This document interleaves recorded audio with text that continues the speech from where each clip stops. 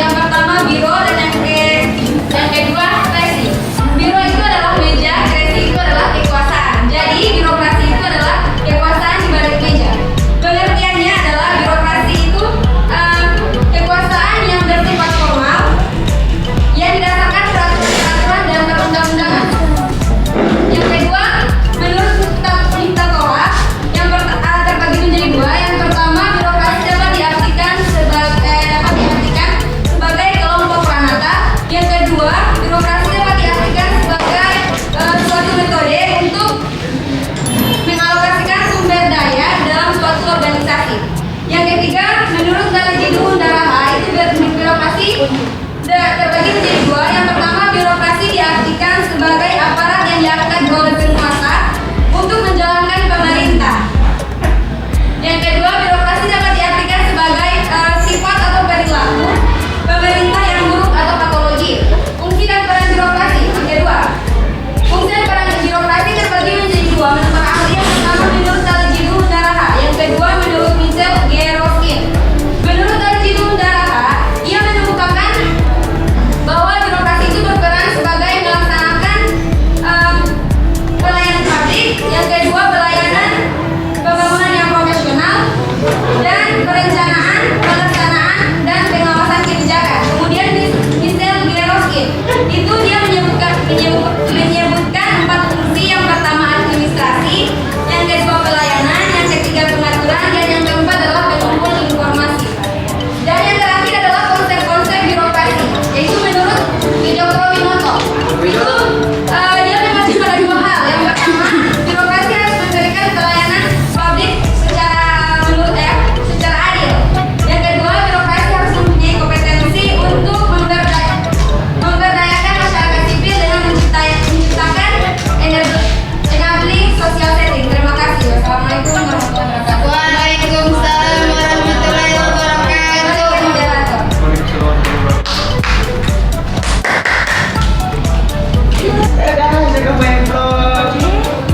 Baiklah, terima kasih.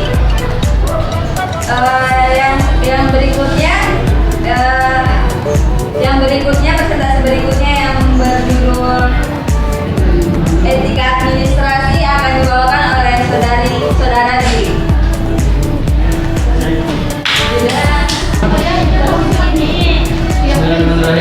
Assalamualaikum warahmatullahi wabarakatuh. Waalaikumsalam warahmatullahi wabarakatuh. Terima kasih atas kesempatan yang diberikan kepada saya. Kali ini saya akan mempresentasikan materi dari kelompok 1 yang berjudul etika administrasi.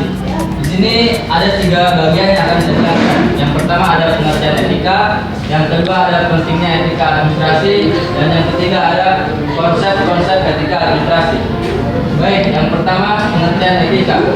Secara etimologis, etika itu berasal dari kata ethos yang berarti kebiasaan atau watak. Selanjutnya menurut Kamus Besar Bahasa Indonesia. Menurut KBBI, etika adalah nilai mengenai benar atau salah yang dianut suatu golongan masyarakat. Sedangkan menurut Mariani dan Mulido, etika adalah seperangkat aturan atau norma pedoman yang mengatur perilaku manusia, baik yang harus dilakukan maupun yang harus ditinggalkan, yang dianut oleh sekelompok atau sebilangan masyarakat atau juga profesi. Selanjutnya, pentingnya etika administrasi. Menurut Widodo, etika memiliki 2 fungsi. Yang pertama, sebagai pedoman dan acuan bagi administratif publik dalam menjalankan tugas dan wewenangnya. Yang kedua, etika administrasi publik sebagai standar penilaian perilaku dan tindakan dari administrator publik tersebut. Selanjutnya, menurut Wilson, di sini Wilson menegaskan bahwa pemerintahan itu memiliki 2 fungsi yang berbeda. Yang pertama ada fungsi politik, dan yang kedua ada fungsi administrasi. Fungsi politik di sini berkaitan tentang bagaimana pemerintah itu membuat kebijakannya. Sedangkan fungsi administrasi yaitu fungsi pemerintah menjalankan kebijakan tersebut. Selanjutnya ada konsep dari etika administrasi. Menurut Widodo ada 7 konsep yang ia kemukakan. Yang pertama ada efisiensi.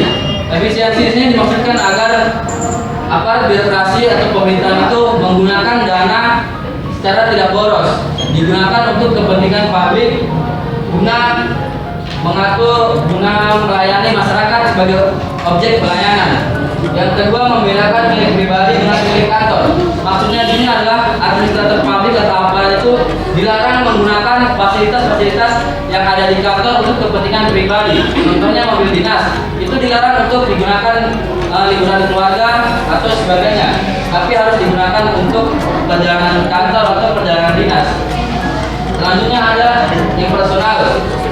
Impersonal di sini dimaksudkan agar setiap bagian-bagian dari birokrasi itu menjadi kerjasama yang baik sehingga dicapai suatu koordinasi yang baik pula, dan kerjasama ini hendaknya dilakukan di dalam kantor secara formal untuk menghindari unsur-unsur perasaan yang tidak mengenakan. Selanjutnya ada marital system. Marital system di sini dimaksudkan agar digunakan dalam merekrut pegawai atau promosi pegawai itu hendaknya melihatnya dari sisi kualitas, apakah seorang pegawai yang akan kita promosikan ini mempunyai kualitas dan skill yang dibutuhkan atau tidak. Jangan hanya karena dia mempunyai tali persaudaraan dengan kita lalu kita promosikan dia untuk menjadi sebuah aparat di birokrasi pemerintahan. Selanjutnya ada responsible. Responsible adalah perilaku dari birokrasi untuk mempertanggungjawabkan kebijakan-kebijakannya. Pemerintah atau birokrasi itu tidak bisa membuat kebijakan lalu lepas tangan begitu saja. Selanjutnya ada akuntabel. Akuntabel di sini adalah suatu istilah untuk yang diterapkan untuk mengukur apakah dana publik atau dana pemerintahan itu sudah digunakan secara baik atau belum. Selanjutnya responsiveness. Responsiveness ini maksudnya mengenai daya tanggap dari birokrasi atau pemerintahan kepada masyarakatnya, mengenai keluhan atau saran-saran dari masyarakat apakah itu bisa diterima atau tidak. Oke, selanjutnya menurut Yulianto. Menurut Yulianto, etika administrasi digambarkan sebagai suatu panduan norma aparat birokrasi dalam menjalankan tugas pelayanan pada masyarakat. Etika birokrasi harus menempatkan kepentingan publik di atas kepentingan pribadi, kelompok, dan organisasinya. Etika harus diarahkan pada pilihan-pilihan kebijakan yang benar-benar diterapkan untuk kepentingan masyarakat. Ya, saya rasa demikian presentasi saya. Bila ada kurang lebihnya atau salah kata, saya mohon maaf. Wabillahi taufiq wal hidayah. Wassalamualaikum warahmatullahi wabarakatuh. Waalaikumsalam warahmatullahi wabarakatuh. Saya kembalikan ke moderator. Baiklah, demikian presentasi dari kelompok kami. Maka untuk selanjutnya kami akan membuka sesi pertanyaan. Sesi pertanyaan akan dibatasi 4 pertanyaan, 2 pertanyaan untuk etika administrasi dan birokrasi. Untuk para pertanyaan dipersilakan. Assalamualaikum warahmatullahi wabarakatuh. Waalaikumsalam warahmatullahi wabarakatuh. Nama saya Rizka Faira. Saya akan bertanya kepada kelompok 1. Tadi saudara Riran menjelaskan tentang patologi birokrasi. Yang saya tanyakan, apa patologi yang sering terjadi dalam birokrasi pada saat ini dan bagaimana solusi kalian untuk mengatasi patologi tersebut? Terima kasih. Terima kasih untuk pertanyaannya. Kita akan beralih ke pertanyaan berikutnya, yaitu dari saudara Rahmat. Dipersilakan. Ya baik, terima kasih atas kesempatannya. Pertanyaan saya hanya singkat saja. Apa kemajuan perkembangan birokrasi dari masa Orde Baru pada sampai sekarang?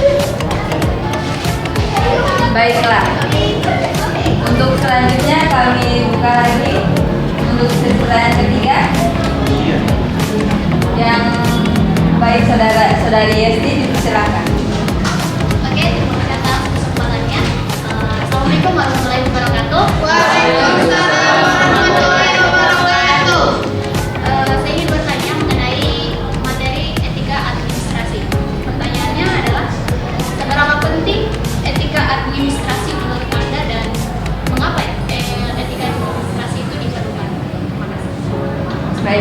Terima kasih untuk pertanyaannya. Ya, kita akan beralih ke pertanyaan terakhir. Silakan Kakak.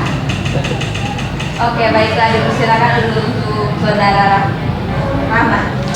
Pada salam, terima kasih atas waktu yang diberikan untuk saya. Saya akan bertanya.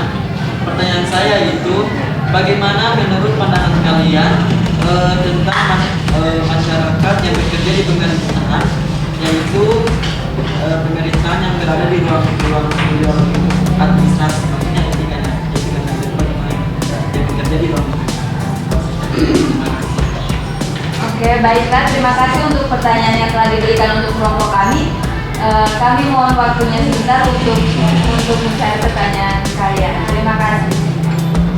Baiklah, kami akan menjawab pertanyaan pertama dari saudari Rizka yang akan dijawab oleh saudari Mira. Pertanyaannya, apa saja patologi birokrasi dan bagaimana solusinya?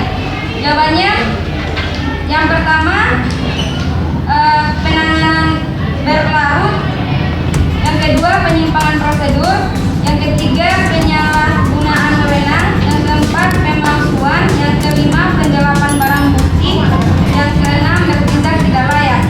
Upaya untuk mengatasi patologi birokrasi itu sebaiknya seluruh lapisan masyarakat saling bahu membahu bekerja sama untuk melaksanakan proses pemerintahan dengan sebaik-baiknya. Dan solusi yang bisa untuk mengatasi patologi birokrasi yaitu perlu adanya reformasi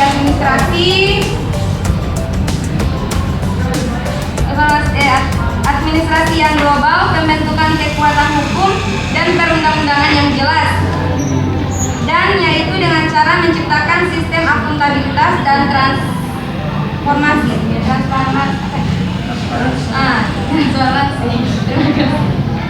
Baiklah, itulah jawaban dari saudari Mira. Bagaimana dengan jawaban kami, apa sudah puas? Ya, sangat puas. Baiklah, terima kasih. Untuk selanjutnya, kelompok kami akan menjawab pertanyaan yang kedua dari Syahban Effendi yang akan dijawab oleh saudari Rira.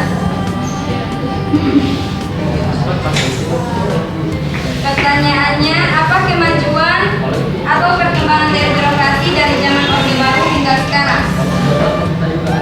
Jawabannya, birokrasi kalau Orde Baru birokrasinya itu masih dibatasi atau masih ketat.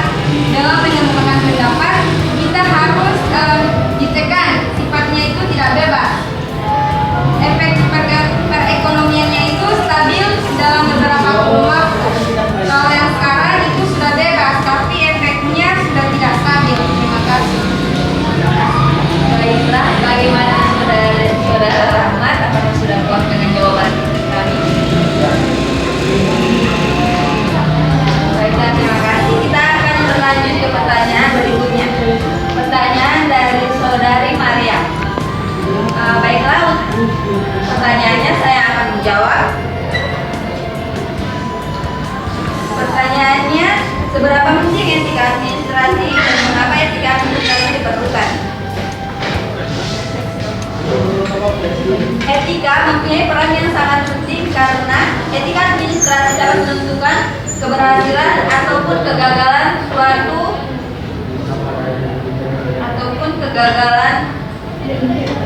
administrasi. Etika berhubungan dengan bagaimana tingkah laku manusia sehingga bisa dipertanggungjawabkan dalam tugas-tugasnya. Dalam perwujudan tanggung jawab, inilah etika tidak boleh ditinggalkan dan memang harus digunakan karena sebagai pedoman tingkah laku. Terima kasih. Baiklah, bagaimana saudari Maria, apakah sudah puas?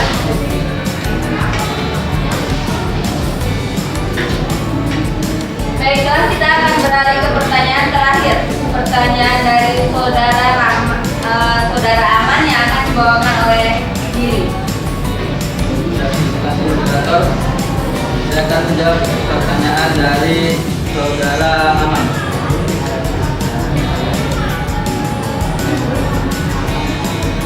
Pertanyaannya, bagaimana bagaimana pandangan kelompok penyaji terhadap etika administrasi pada zaman sekarang. Ya. Menurut kami, etika administrasi di zaman sekarang itu sudah baik. Mengapa? Karena seperti yang kita ketahui sekarang, pelayanan-pelayanan yang ada di kantor-kantor, pelayanan-pelayanan yang ada di birokrasi pemerintahan sudah cukup baik, maupun sosialisasi bagaimana cara untuk membuat surat tanah, kelahiran dan sebagainya, itu sudah untuk sosialisasinya itu sudah membuat sampai ke desa-desa dan proses-proses. Maka dari itu menurut kami etika aparat birokrasi sekarang itu sudah cukup baik, meskipun baru-baru ini ada kejadian yang tidak mengenakan, yaitu terjadinya korupsi dana belanja KTP, sehingga sebagian besar masyarakat itu terjadinya keterlambatan menerima KTP elektronik. Saya rasa sekian jawaban dari saya. Segmenkan sumber data. Baiklah, itulah jawaban terakhir dari kelompok kami. Apakah saudara aman sudah diterima?